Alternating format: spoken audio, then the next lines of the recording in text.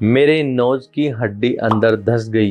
Accident के बाद नाक बिल्कुल बैठ गया। क्या ये राइनोप्लास्टी से ठीक हो सकता है? यस दोस्तों, बात करते हैं वीडियो में, क्योंकि बहुत बार क्या है, पोस्ट ट्रॉमा एक्सीडेंट के बाद हमारा जो नोज है वो टूट जाता है, फॉल हो जाता है। और मैंने बहुत सारे पेशेंट देखे हैं, आज few percentage of the patient, ये हमारा नोज का ऊपर का पार्ट और ये नोज ब्रिज ये पूरा अंदर धंस जाता है, अंदर घुस जाता है, फ्लैट हो जाता है। एंड फ्लैट होने के बाद भी इसमें गड्ढा हो जाता है। क्या ये राइनोप्लास्टी सर्जरी से ठीक हो सकता है? सो दोस्तों, बात करते हैं डिटेल में। सबसे पहले तो मैं आपको बताता हूँ कि जो नोज का फ्रेमवर्क और जो अपना फोरहेड की जो अपनी बोन होती है, तो दोस्तों इसमें क्या है कि जो हमारा नोज जो है इस फोरहेड से जब अटैच होता है, तो जो ऊपर ये जो अटैचमेंट है ये पूरे नोज को सपोर्ट देता है।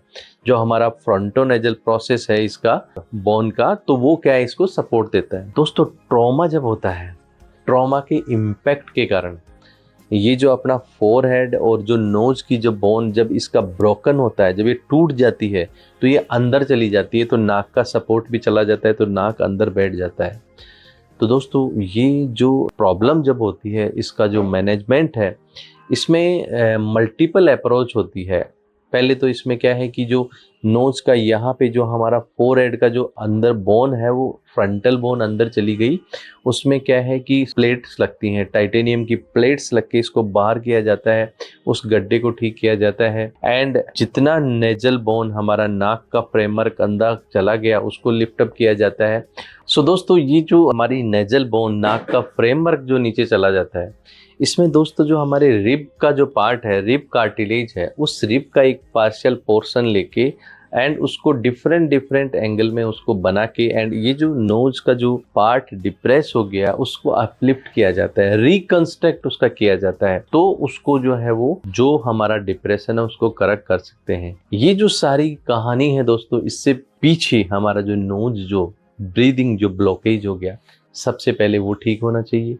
एंड जो नोज जो है वो बैठ गया, उसको जो है वो ठीक किया जाता है, तो एक बेटर एलिगेंट नोज अपीयर होता है। बहुत बार दोस्तों मैंने ये भी देखा है कि कुछ पेशेंट के अंदर बहुत पुरानी इंजरी होती है, या नोज के ऊपर चोट लगी है, उस टाइम पे नाक के टाँके आए होते हैं, तो वो पेशेंट की एक्सपेक्टेशन होती है कि सर, मैं ये जो राइनोप्लास्टी करा रहा हूँ तो ये मेरा निशान और स्कार भी ठीक हो जाएगा। सो दोस्तों, मैं आपको बताऊं कि ये हमें दिमाग से निकाल देना चाहिए। राइनोप्लास्टी कोई स्कार के लिए नहीं होती है। उस हमारी स्किन के नीचे जो हमारा फ्रेमवर्क है, उस फ्रेमवर्क को जो है हम चेंज कर सकते हैं, स्कार के लिए नहीं है। स्कार एक्सरसाइज कर सकते हैं, पहले से लेस विजिबल हो सकता है, स्कार इम्प्रूवमेंट सर्जरी हम उसको बोलते हैं, बट राइनोप्लास्टी से स्कार नहीं जाता। एक बार जब राइनोप्लास्टी हो जाती है, उसके बाद जो है वो डर्मा एब्रेजन या बहुत सारी ऐसी चीज़ें होती हैं जिससे जो है वो राइनोप्लास्टी जो हमारी है, उससे हम बेटर जो है वो नोज दे सकते हैं और ब्लॉकेज फ्री नोज दे सकते हैं। Thank you.